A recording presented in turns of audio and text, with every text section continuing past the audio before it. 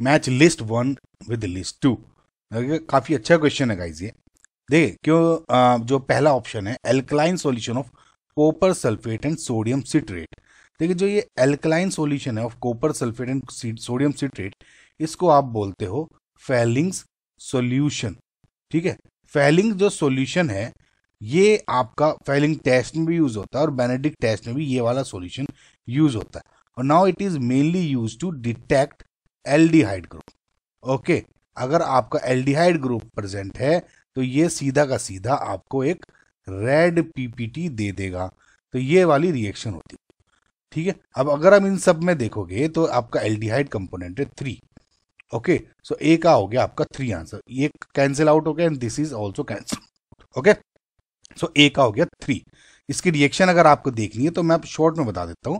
देखिए CHO, वैसे तो आपने देख लिया एल्डिहाइड कंपोनेंट है, ये पॉजिटिव दे देगा, लेकिन इसको जो alkaline solution of copper sulphate and sodium citrate है, इसको शॉर्ट में आप ऐसे लिख सकते हो Cu2+ and OH negative alkaline दिखा रहा है और कॉपर सल्फेट का ये सॉल्यूशन होगी। इसको जब आप रिएक्शन ये इस तरह से करती है ना तो ये ऑक्सीडाइज हो जाता है ये कंपोनेंट, करेक्ट। और जो ये इस तरह बनाता हूं मैं ऐसे, ठीक है। और CHO CW नेगेटिव में आ जाता है, एल्डिहाइड है ना, H पॉजिटिव आयंस हो जाते हैं H3 हो गए। एंड तीसरा Cu2O, जो ये Cu2O है बेसिकली इसकी वजह से आपका रेड पीपीटी कलर बनता है। कभी कभी आपको रेड पीपीटी या ब्रिक रेड पीपीटी बोल देते हैं। ठीक है, दूसरा आपका न्यूट्रल FeCl3 सॉल्यूशन। देखिए मैंने आपको ना अल्कोहल का जो एल्डिहाइड अल्कोहल एंड ईथर का जो चैप्टर पढ़ाया है, जो क्वेश्चंस कराए हैं 2022 में या अप्रैल 23 में सेम क्वेश्चन आया था, उसमें मैंने आपको बताया था ये चीजें आप थोड़ा सा समझ तो लें लेकिन याद भी रख लें। देखिए ये जो FeCl3 का आपका जब क्वेश्चन आता है ना, FeCl3 सॉल्यूशन, ये बेसिकली टेस्ट होता है फॉर आपका फिनोल्स। फिनोल्स जो हैं ये आपका रिएक्शन कर देते हैं विद FeCl3 सॉल्यूशन और आपको पर्पल कलर दे देते हैं। पर्पल बोल दो, वॉयलेट कलर बोल दो, ठीक है। लेकिन ऑन द अदर हैंड आपको दिखेगा कि अगर आपको दूसरे जो अल्कोहल है, फॉर एग्जांपल ROH दे दिया, यहाँ पे रिंग ये वाला नहीं है, फिनोल नहीं है बस, है ना, ROH कोई भी दूसरा अल्कोहल दे दिया, अगर आप देखोगे ये इतनी फास्ट रिएक्शन नहीं देता या कहेंगे कि रिएक्शन देता ही नहीं। ठीक है, तो ये बेसिकली अगर आपकी कह रहा हूं मैं कि कोई कंपाउंड X है वो FeCl3 सॉल्यूशन के साथ पर्पल वॉलेट कलर दे रहा है तो उसका मतलब this X is your phenol, ये आप समझ ले, है ना। तो बेसिकली देखिए रिएक्शन तो कुछ ऐसा सच कुछ नहीं है, लेकिन ये फिनोलिक कंपोनेंट आपका होना जरूरी है। अब आपको बस ये देखना है कि फिनोलिक कंपोनेंट इसमें किसमें है। तो बी का हो गया आपका फिनोल का इसमें, ठीक है। ये वाला फिनोल नहीं है ना, रिंग से जुड़ा हुआ नहीं, ये वाला हो, इसका बी का चौथा। अभी तक तो इसमें डिसाइड नहीं कर पा रहा हूं। देखिए ये वाला कंपोनेंट है ना, बस रिएक्शन क्या होगी देखिए, ये कुछ नहीं फर्क पड़ता, बस OH वाला कंपोनेंट है, okay this will give your violet colour. अब इसमें क्या है सिंपल, बस जब ये FeCl3 से रिएक्शन करता है तो ये हम कहते हैं रिएक्शन हो जाएगी या डिसोल्व हो जाता है। कुछ भी इस तरह की आपकी टेक्निकल टर्म यूज की जा सकती हैं, बस ऐसे आप थोड़ा सा याद कर लो कि इस तरह से आपका PPT बन जाएगा। आई होप आपको समझ में आएगा अब तक। ठीक है, तो अगला आपका ऑप्शन है एल्कलाइन क्लोरोफॉर्म सॉल्यूशन। ओके, देखिए एल्कलाइन जो क्लोरोफॉर्म सॉल्यूशन है वो बेसिकली प्राइमरी अमाइंस के टेस्ट में या डिटेक्ट करने में काम आता है। इस टेस्ट को बोलते हो आप कार्बल अमाइन टेस्ट।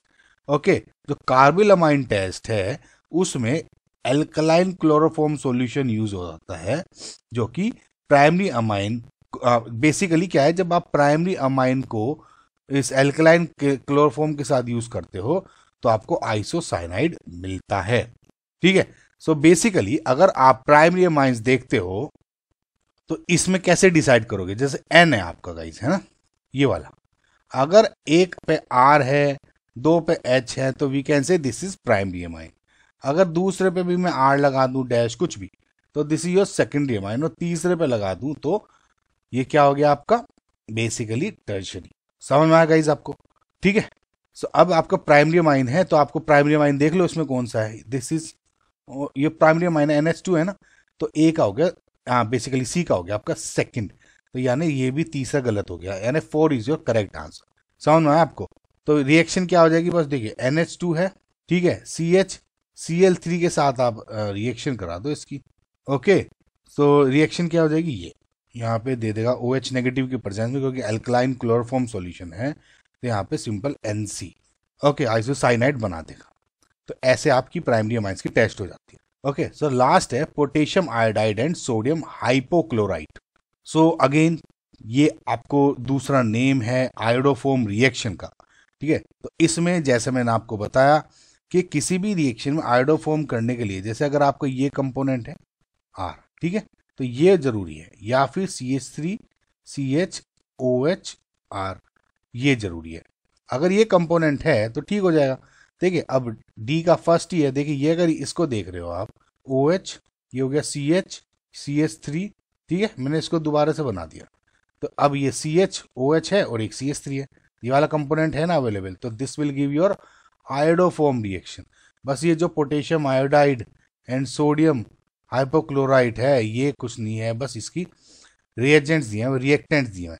तो रिएक्शन क्या हो जाएगी, जब आपकी इसके साथ जब रिएक्शन होगी NaOCl में, तो सिंपल आपका क्या हो जाएगा, ये बन जाएगा आपका O नेगेटिव, और यहाँ पे आपका बन जाएगा CHCl3। ध्यान दीजिएगा KI है, लेकिन यहाँ पे मैं CHCl3 लिख रहा हूँ क्योंकि ये NaOCl से मिला है। आई होप गाइज आपने रिएक्शन पढ़ी हुई होंगी, लेकिन कुल मिला के आपको सारे जो डिफरेंसेस हैं टेस्ट के वो समझ में आया होगा। एंड जो आपका करेक्ट आंसर है ये 4 है, इसलिए मैंने कहा था गाइज ये आपका बहुत अच्छा क्वेश्चन है।